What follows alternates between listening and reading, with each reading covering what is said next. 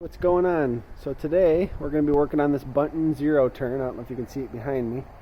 I believe it's a 1992 unit, 60-inch cut. Not exactly sure on the horsepower. But what happened was we had our PTO clutch go bad. So we'd hit the switch. It wasn't really engaging anymore. And it's a mag stop. And the part number there, you can read that.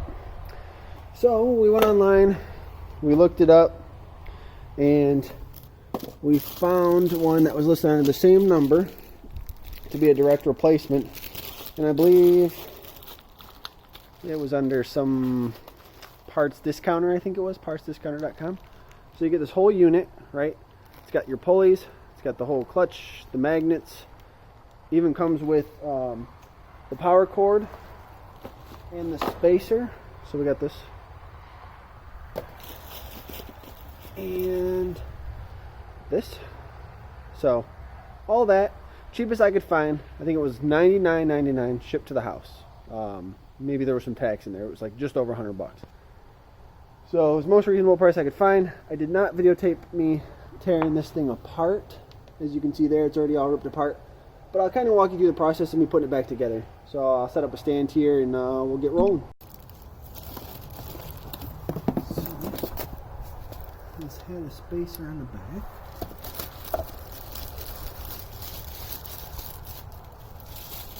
I'm going to take this whole unit. Let's get a spline on it.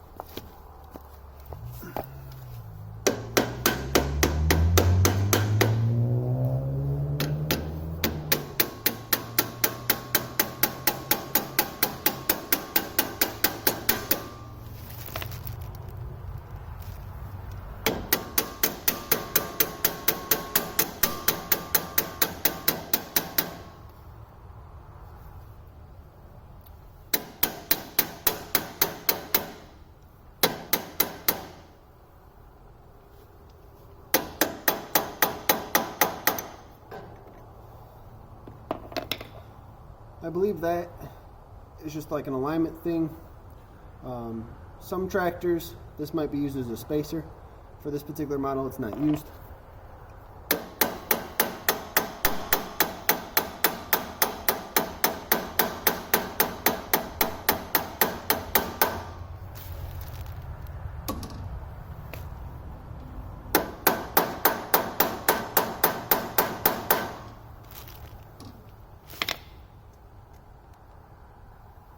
I think that's about all the way seated.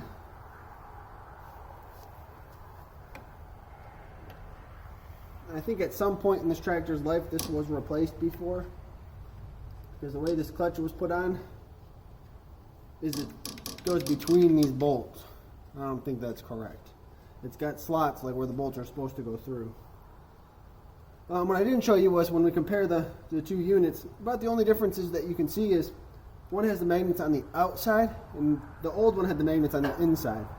And the plug location's on the back rather than on the front. That's the only difference. So I don't think it's going to really affect what we're doing here. So Alright. And so these bolts on this particular tractor are 5/8.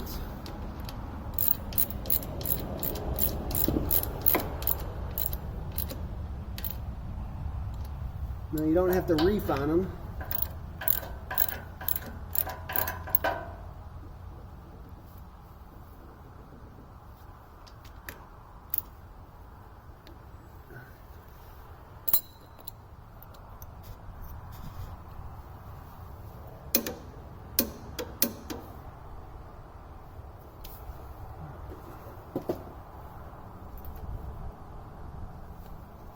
So then after all this is put on, this tractor had a collar.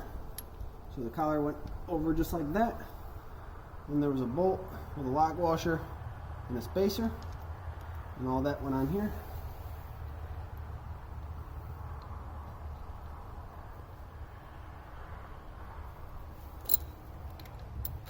And again, that's 5/8.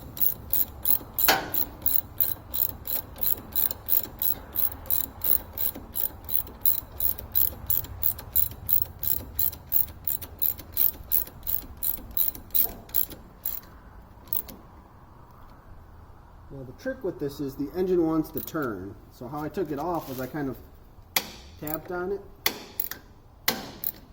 And it'll still turn the engine a little bit, but it gets this pretty tight.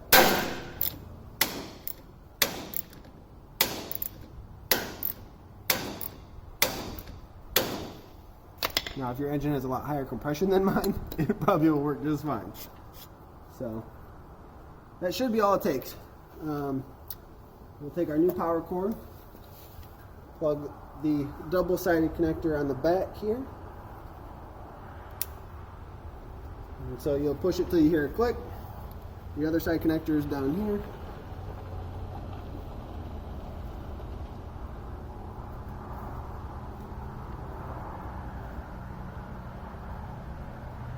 And again, same thing. Push it till it clicks in. And that should be about it. So it just kind of sits there. Belt comes back up, and then there's a whole protective shielding that goes on here. So if we can put this on our pulleys before we yank it up, it'll save us some trouble here. I don't know if I can do that this way.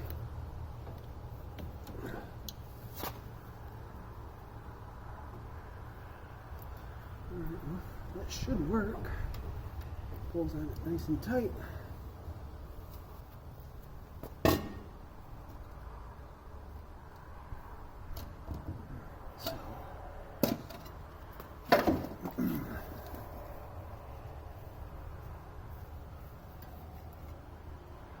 So you'll see this is the first part of the cage, and then I have an actual hitch assembly that comes around the back.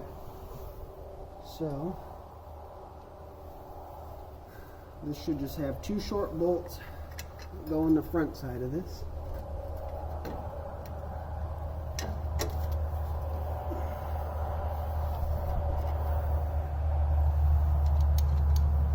And it's easier to access it by the bottom to the one side. I believe these are 9/16. I'll reiterate that in a minute. So that's one hand tightened down. All right, second one goes right here. All right. And where is the access point for this? Right here. Oh, this tractor is so dirty. If you couldn't tell, it looks like it leaks oil and burns oil. It does. A lot. Like I say, this thing's got like thousands and thousands of hours of runtime on it. I believe it was a commercial zero turn at one point in time in its life. So I picked it up about 2 years ago for what I thought was a steal, it seemed like. And some pulleys went bad last year, so I replaced some pulleys, and then this year this clutch went out. So, but all in all, it's been pretty good. Just replacing belts, and the bearings and the pulleys went bad. All right, and like I was saying earlier in the video, these bottom bolts for the shield are 9/16. I think I need a socket though. I forgot to grab one. Stupid. I had it sitting right over there.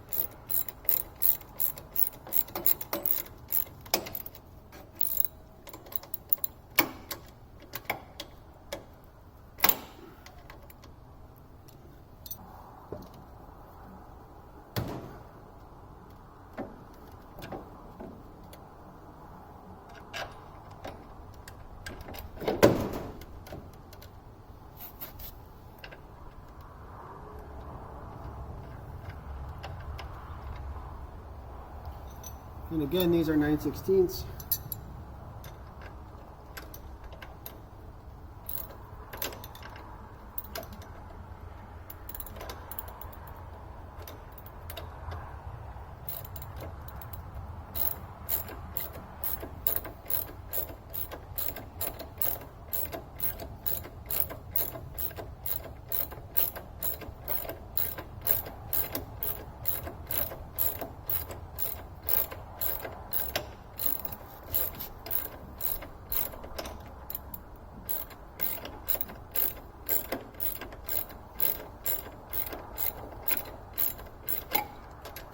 Now you just want to snug the one side before you go and do your other side, in case you got to wiggle it around to get things to fit. So while we're in the process, we're going to put this big bolt right here that holds the base of the hitch on. Now a smart idea before you put all this bracketry and stuff on too would be to test it before putting all that on to make sure that your part you got was good. Because new does not always mean good. My dad taught me that a long time ago, and it definitely proved to be true while I was working on my old trucks.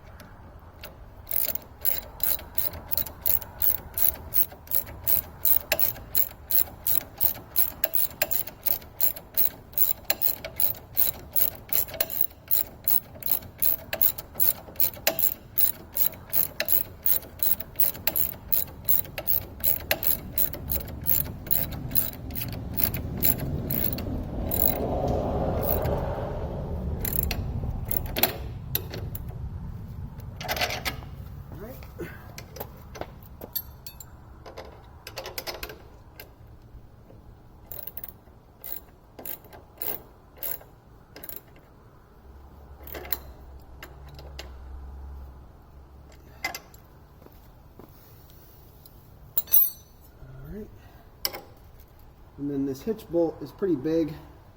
It's about like a 19 millimeter. I know all my other measurements were an inch, right? And you're probably like, oh, what the heck? But you can do the conversion. Now my hands are all greasy. Alright. So we'll just button this one up and then we're all done.